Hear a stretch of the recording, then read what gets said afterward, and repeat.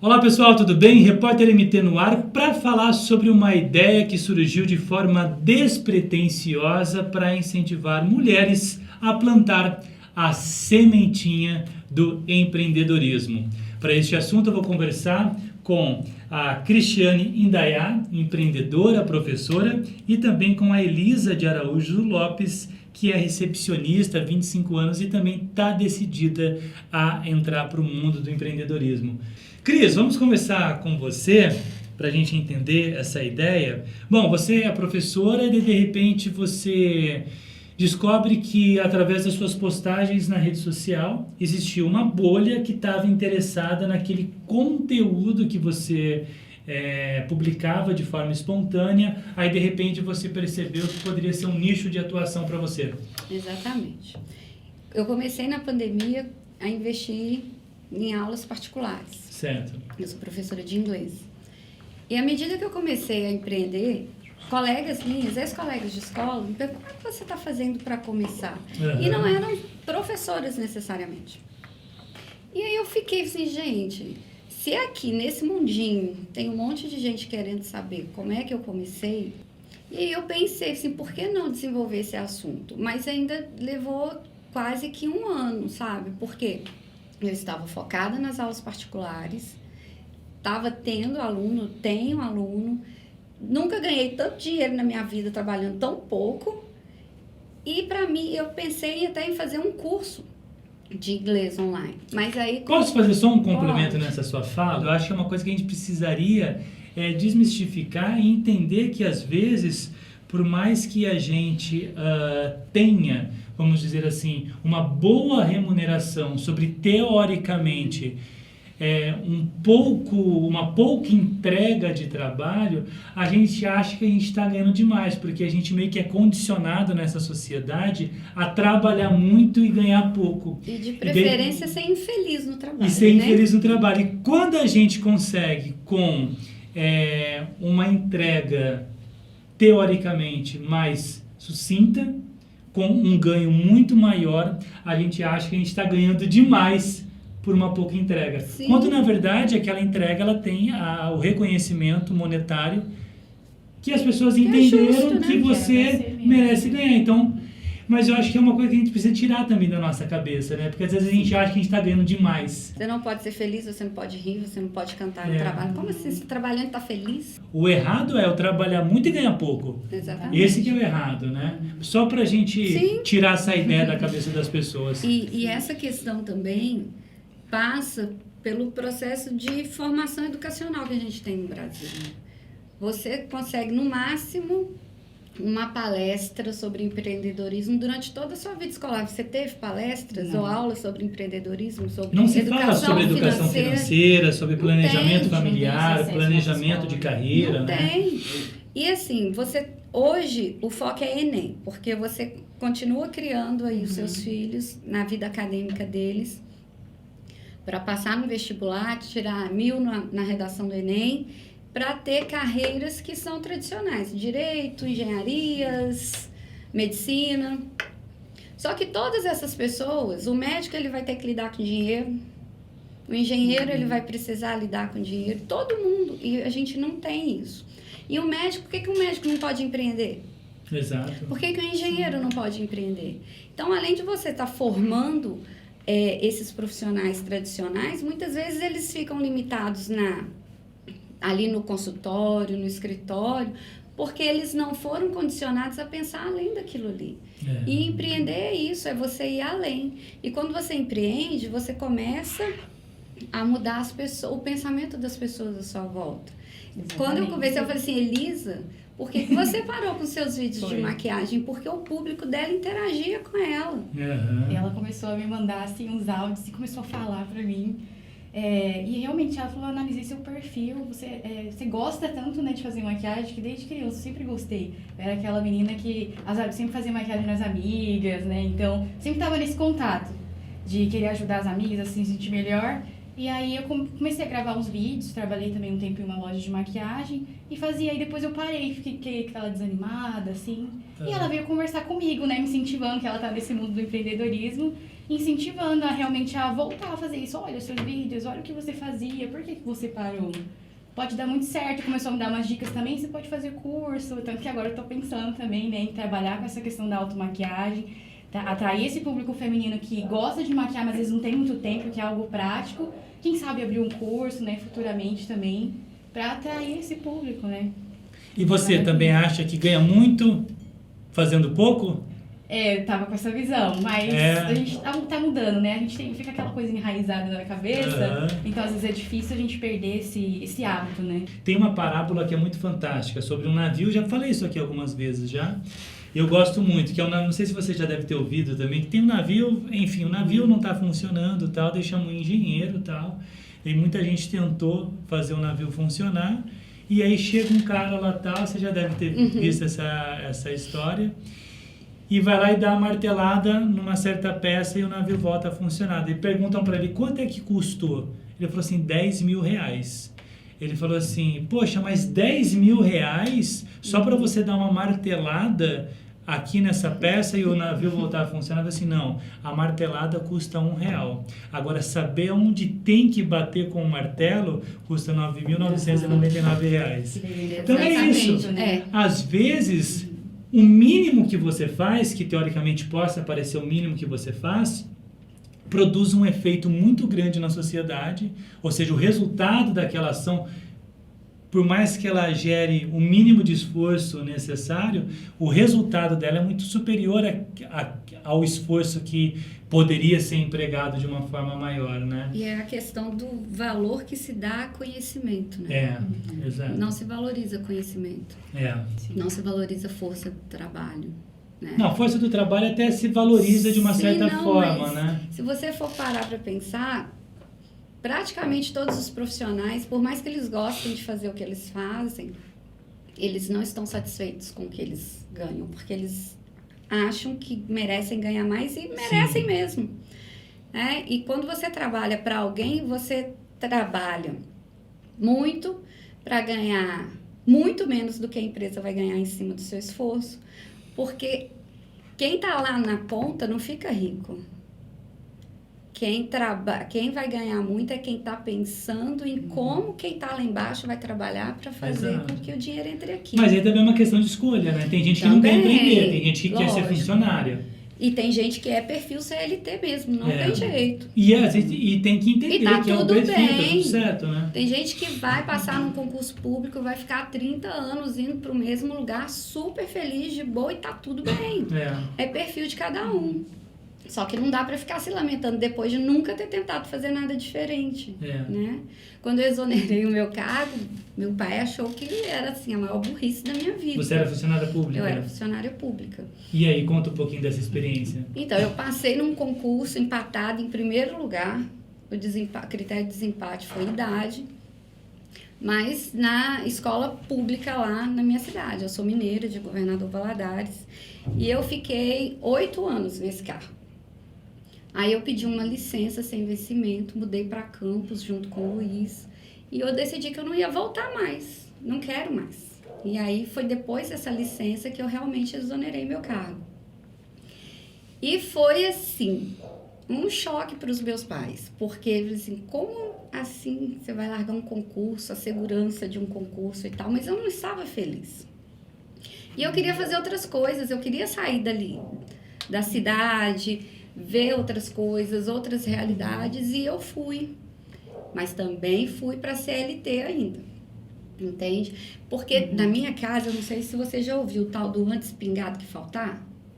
Já ouviu essa expressão? Não. Pois é, tipo, não, é pouco, mas é seu, tá ali, tá garantido. Fome você não vai passar. E é um pensamento limitante. Quem fica com esse pensamento na cabeça nunca vai sair do lugar, sabe?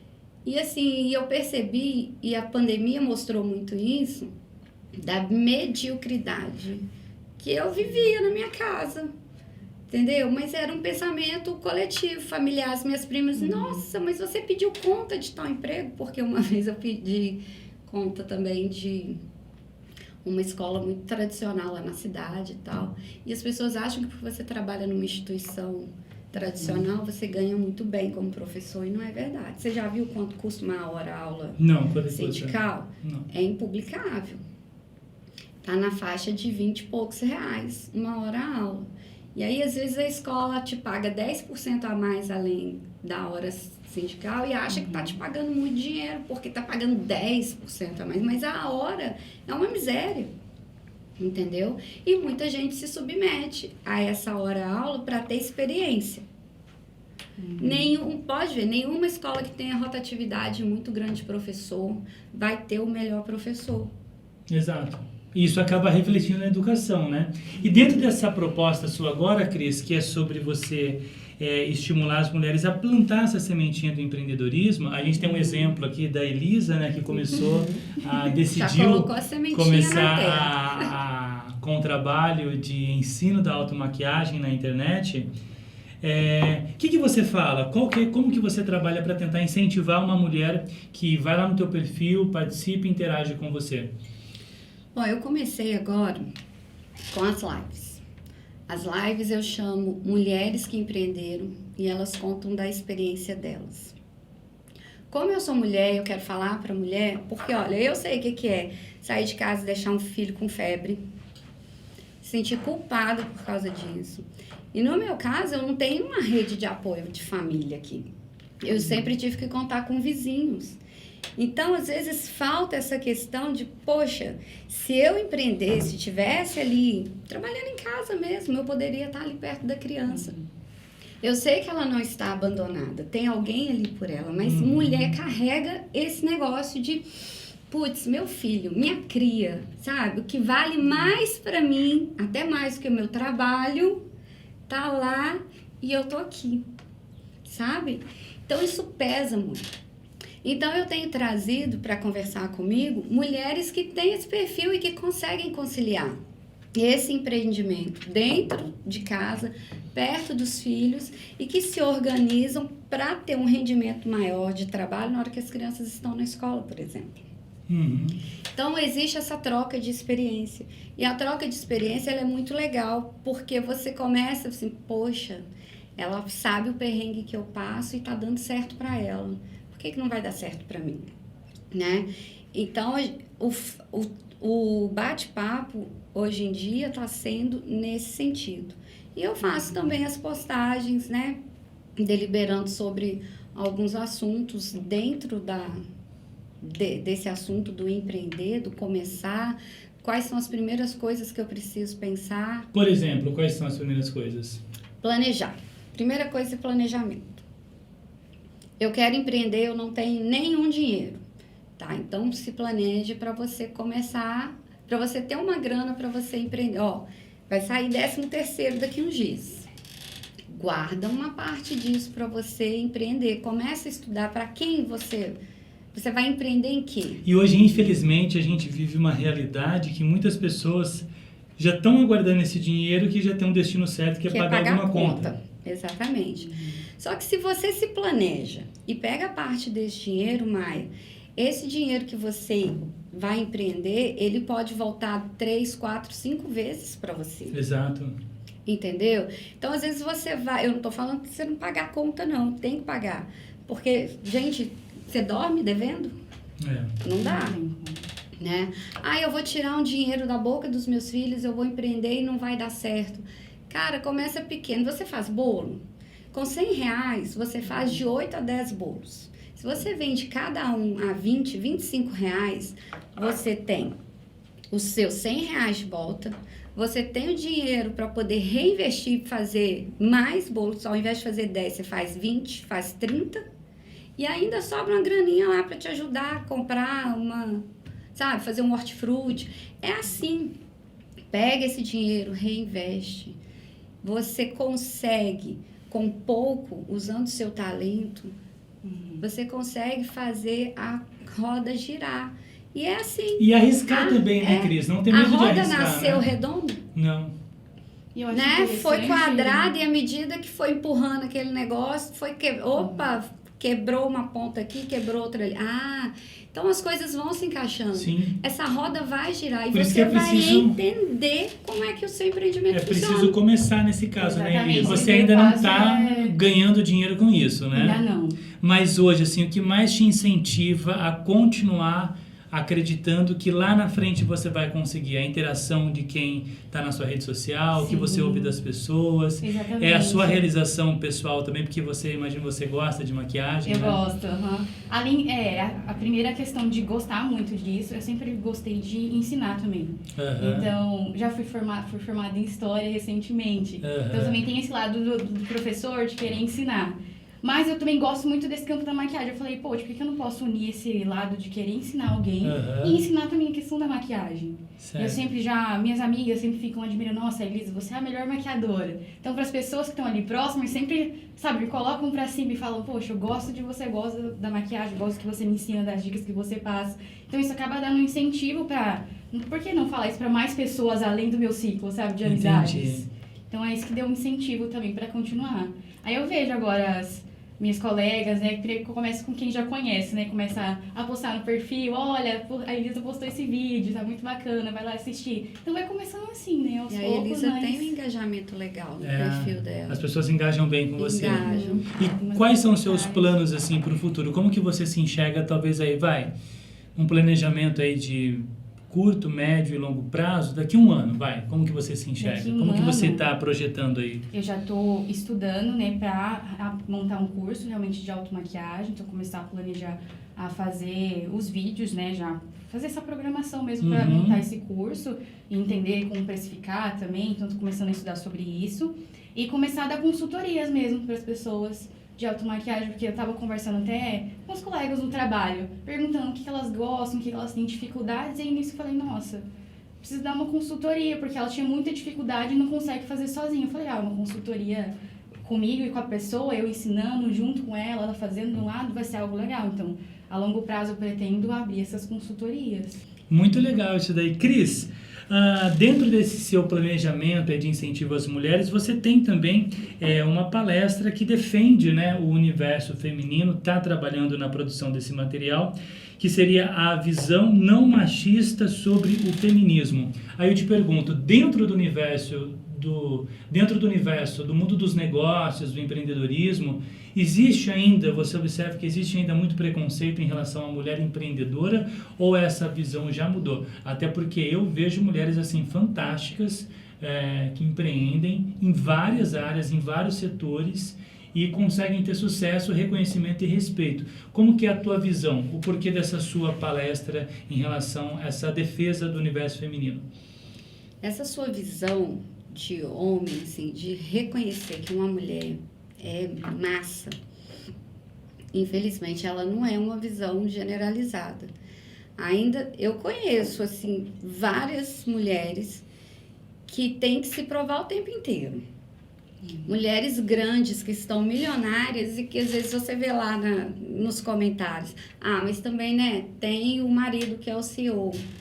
Entendi. Entendeu? E no caso desse perfil específico, quem pensa o conteúdo todo é ela. O marido faz a parte de gestão de perfil e tráfego.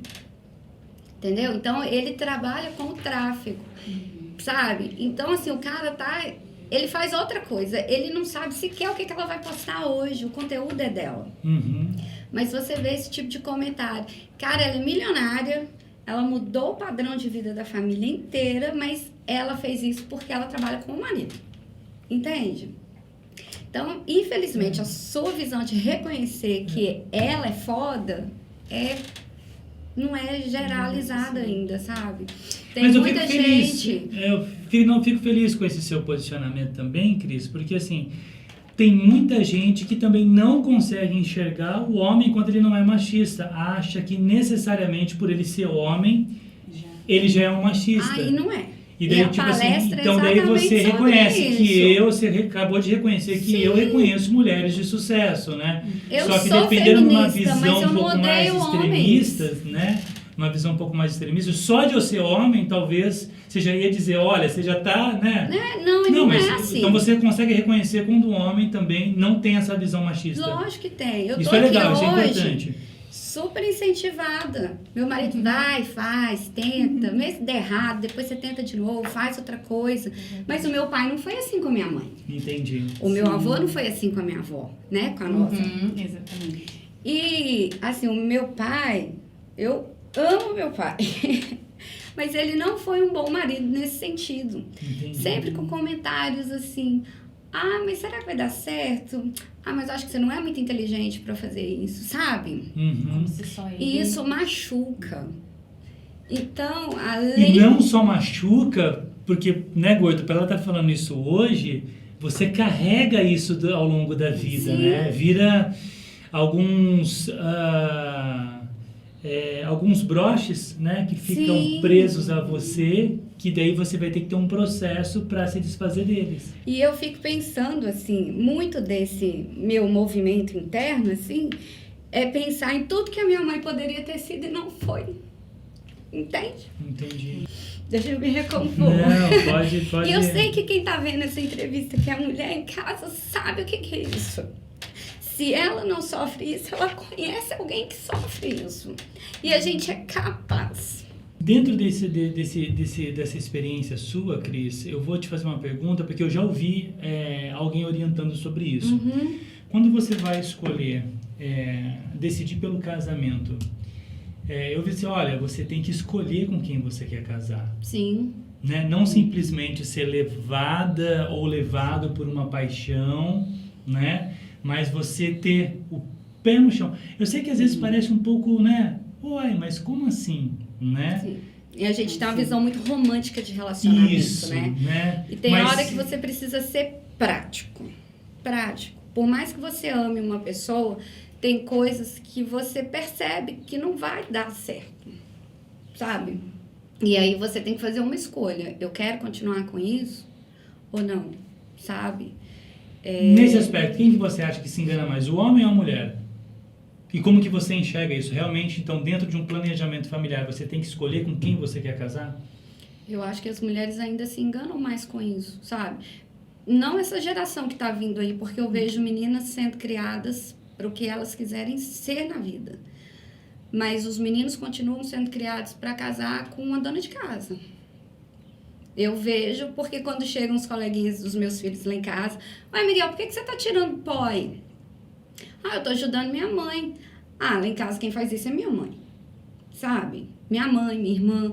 Então, assim, eu vejo os coleguinhas deles ainda sendo criados para serem casados com donas de casa. E isso lá na frente vai dar problema, porque as meninas não estão sendo criadas para serem donas de casa. Se elas crescerem e quiserem ser, tudo bem, vai ser feliz assim, beleza, é uma escolha delas. Mas eu acho, infelizmente eu acho que nós vamos ter, assim, daqui 20 anos, uma geração inteira de gente que não consegue se dar bem num relacionamento.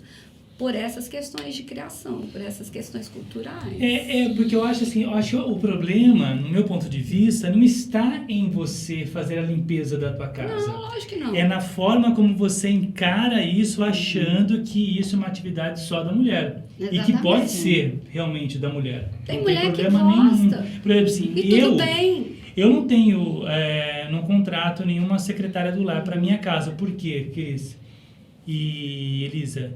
Eu adoro limpar o meu apartamento. Mas o problema é você achar que aquilo lá é só a mulher. Assim também como eu acho que também é uma visão equivocada de você achar que é só o homem que tem que bancar a casa inteira. Sim. Sim. Se o homem tiver grana e puder bancar a casa inteira, pelo amor de Deus, que pague-se, que Sim. vai, entendeu? Eu vou te contar um caso. Eu trabalhei com uma moça lá em Campos.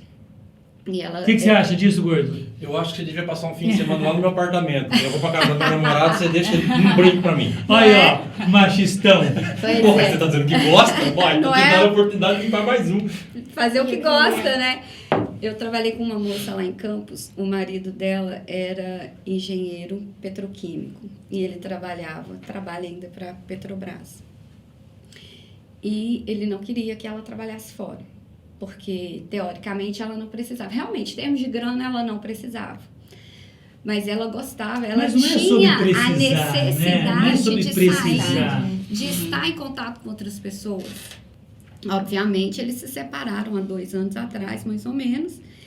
E ele falava, se você quer trabalhar, trabalhe, mas eu não vou pagar empregada para você ficar, tipo, na rua, porque na cabeça dele, Aí você já o vê, trabalho... Então, é. assim, ela trabalhava praticamente para pagar empregada, porque a casa era enorme e ficava essa guerra de orgulho, assim, sabe? Se eu não vou ficar em casa porque ele não quer que eu saia.